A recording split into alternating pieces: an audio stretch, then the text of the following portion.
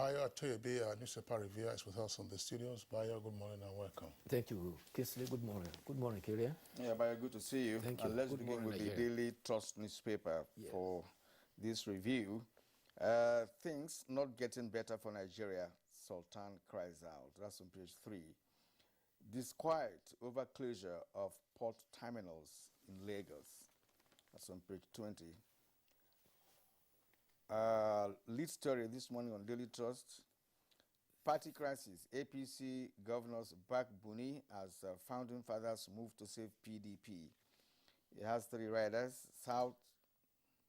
Supreme Court deals conclusively with legality of our caretaker committee, as according to Bagudu. My removal will spell doom for PDP, according to Secondaries. Nigeria can't afford one-party state, according to Atiku, former vice president of Nigeria. Well, the photo story there is that of scenes of areas affected by flood in 11 council areas of Bauchi State.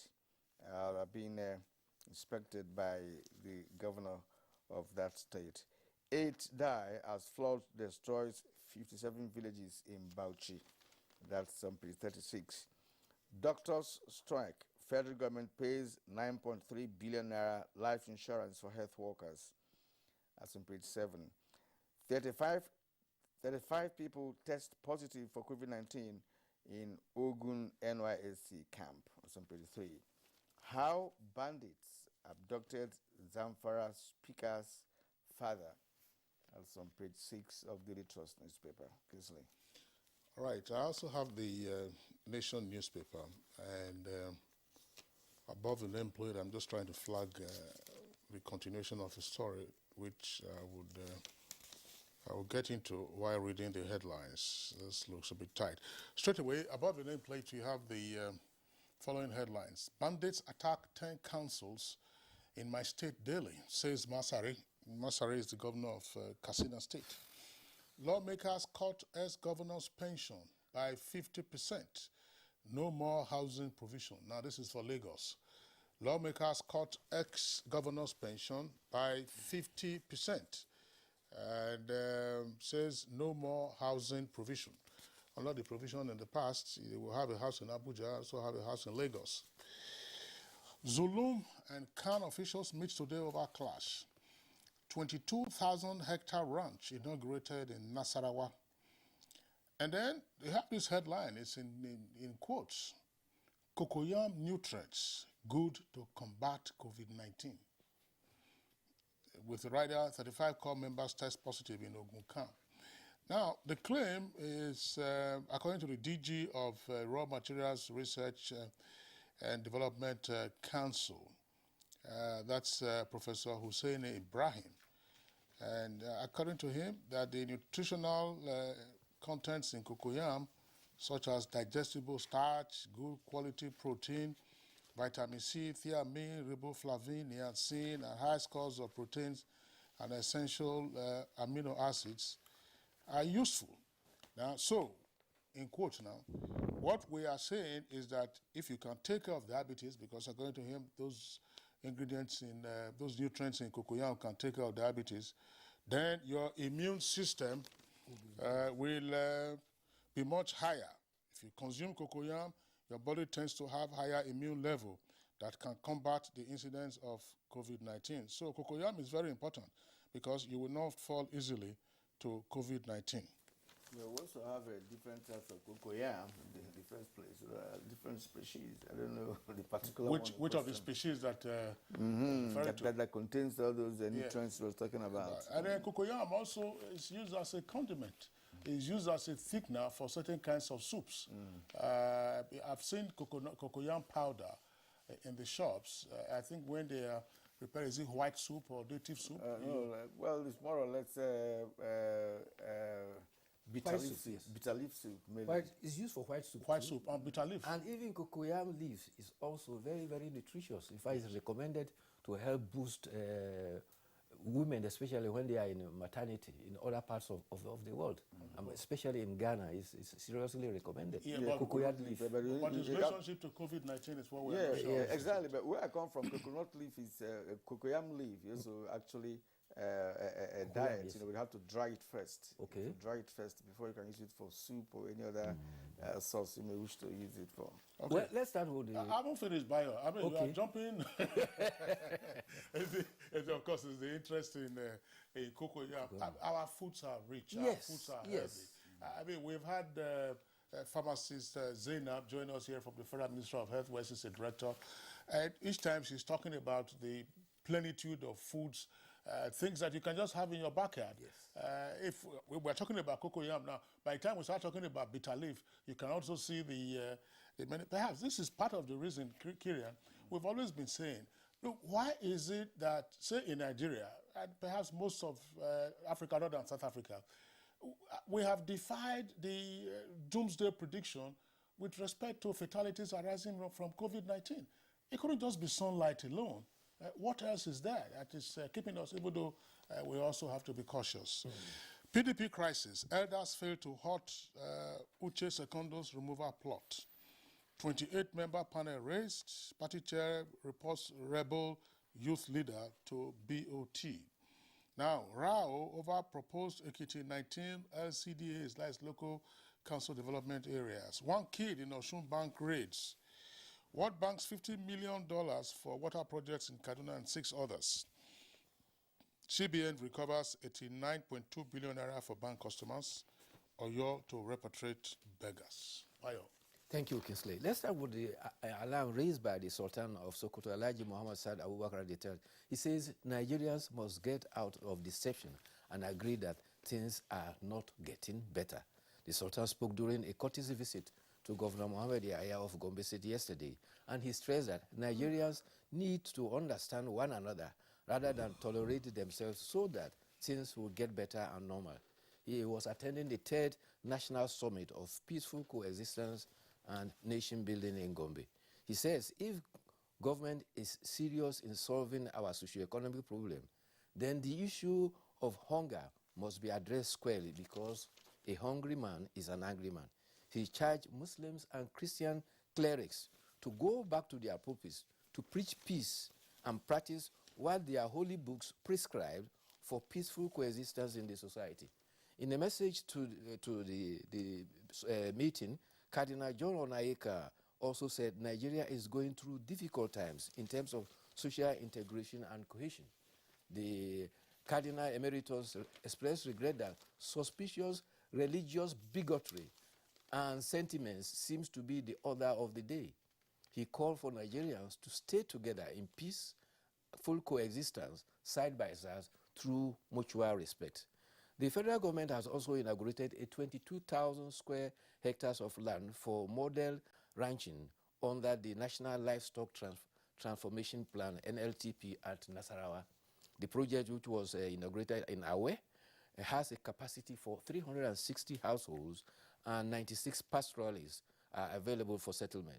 The Minister for Agriculture, Sabo Nanono, at the inauguration said the NLTP is intended to stem the tide of insecurity across the country. So far, 22 states of the Federation and the FCT have registered for the implementation. This says this will improve the value chain of animal husbandry, better the lives of pastoralists, and help confine livestock even in dry season. In a message to the ceremony, President Muhammad Buhari called on states to embrace the scheme to curtail the prolonged header farmers' clashes in the country. And Governor Abdullahi Sule of Nasarawa State expressed the optimism that the ranching hub project, which is there in his state, will go a long way in solving farmers' header clashes between the border towns of Nasarawa and Benue. Governor Simon Lalon of Plateau State says 19 northern states are in support of the NLTP program and are ready to take off. On the concerns for security, Governor Bello Masari of Katsina State has briefed the Chief of Army Staff, Lieutenant General Farouk Yahya, that 10 of the 34 local governments areas of Katsina State are attacked daily by bandits. He said he was telling the Chief of Army Staff, who was visiting formations in the northwest, that in Katsina we are disturbed with issues of banditry, kidnapping, raping of women, and armed bandits on our highway. Our phones are permanently on. I get briefed every day before breakfast, overnight, about happenings. He called on the General Yahya that they should ensure that the operations of the 8th Division formation in the Northwest, it will go a long way to help. He said they should help eliminate it so that the police can come and take over their operations for restoring law and order. The General Yahya also said that the cooperation of the civil populace to complement the synergy by the tri-services.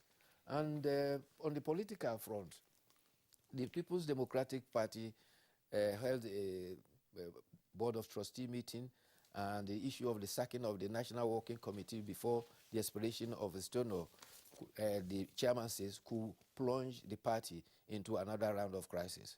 Prince Uche Secondo's called for all misunderstanding among party members to be resolved. He said those who feel he is not performing are entitled to their opinion. However, he assessed that for the 3 years and 8 months that he's been in charge in the saddle, things have been very smooth. After state congresses, he says they are waiting is his peaceful convention in December. Board of Trustee members met for hours and are trying to establish a reconciliation committee. The Board of Trustees aspire for the status quo to be maintained till the National Convention is held and new officers elected. Meanwhile, the Tribune reports that one of the Deputy National Secretary for Publicity, who had resigned, has withdrawn his resignation. And in Borno State, Governor Babagana Zulum has called on the Joint Security Task Force and the Borno Geographical Information System, BOGIS, and worshippers of EYN Church in Maiduguri to be very careful. This is sequel to an altercation that led to 1 person being killed and 5 others hospitalized. BOGIS officials and Joint Task Force are reported to have demolished EYN Church over urban development regulations. BOGIS is said to have demolished structures, including churches and mosques, built illegally in Borno metropolis. The governor condemned the firing of gunshots by the task force and the hurling of stones at the task force. Apart from condoling families of the deceased and visiting the injured, governor also called the chairman of the Christian Association of Nigeria in Borno, Bishop Mohammed Naga, and invited him for a meeting. The deputy governor has also visited those that were injured in the altercation. All right, Bayo, I mean, that's a positive development coming out of the Lagos State House of Assembly. Yes. If you recall, the issue of pension for former governors and former deputy governors had created quite some public debate as to the propriety of those former governors and deputy governors being awarded the very fat pensions that were granted by the laws passed by the state houses of assembly. So in Lagos, they have just passed, they have approved the report of the Committee of Establishment, slashing the pension of ex-governors by 50% and also deleting the provision of houses for the former governors in Lagos and in Abuja. They have also reduced the number of cars and the frequency for the replacement of those cars. Previously it was 3 years, now it's supposed to be 4 years. What is not reported is whether those who already have the houses given to them on the basis of the previous law, whether the houses will not be converted to state property. I'm not saying taken, it's converted to state property. Ideally, I think there was a law establishing that prerogative of pension for the governor and deputy governor. So there should be an amendment. If there is an amendment, then the status of the houses, if they were provided before, will now have to be stated there. They will have to revert to become apparently state property. But Kwara State was the first to review that law and reverse it. And second, Lagos is coming in as the second state that is doing that. Many other states are very silent about it. Some states have actually said that it has been there in law, but it has not been implemented. When it gets to be implemented, what happens? When you talk about this law, it's not a law made by state houses of assembly Yes. to do this. But many Nigerians will not Actually, I'm not happy about such situation. After a governor must have served for 8 years, you are not paying him pension. Then people who normally are paid pension, those who serve for 35 years. So what is the import? I mean, what is the rationale in paying an ex-governor, you know, a huge sum of money as pension? Meanwhile, those who served for 35 years in those days are being owed their own pensions. I can't understand the application. And again, you have one house in Abuja, and one house in Lagos, or one house in Abuja, perhaps one house in your state of origin. I just can't understand it, Kinsley. Well, in the case of Lagos, that has been abrogated. Yes. It's been. Well, we just hope that the Lagos State Governor, you know, would sign the bill once it gets to him. But and if he vetoes it, then the State House of Assembly should override the veto. That's to say that will happen. But there's something else. You don't have it on the front page. It's right inside, and it's been on the news since yesterday. Yes. The strike by Association of Resident Doctors. Yes. I hope you've been listening to their demands. The Minister of Health was indicating yesterday that 7 out of their 12 demands are matters within the jurisdiction of state governments. And you find resident doctors also speaking like ASU in terms of their demands. You know, we have always raised this issue. When they said, when ASU says one of the reasons they have gone on strike is on end allowances that have not been paid. And we always ask the question, is the federal government also owing lecturers in state-owned universities? Do they also have end allowances that the federal government has not paid? Why should they join in this strike? Why should they join in the strike? So you're saying that now. And then now, resident doctors are also saying, I'm making comparisons, say, look at what we earn. See the allowances we earn. See what lawmakers, National Assembly members earn. Fair enough. Why don't you also say, see what policemen earn and then see what you are earning? Why don't you also say, see what soldiers are earning, those in Boronu who are on the front line, see what they earn and see what you are earning? And then if you want to go to the National Military Cemetery and then ask yourself whether you want to go and join the military. Well,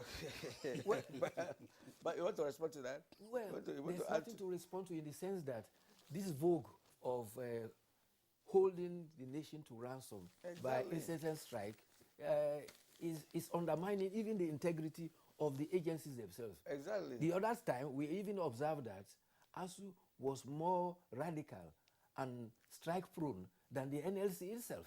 Precisely. Now, National Association of Resident Doctors.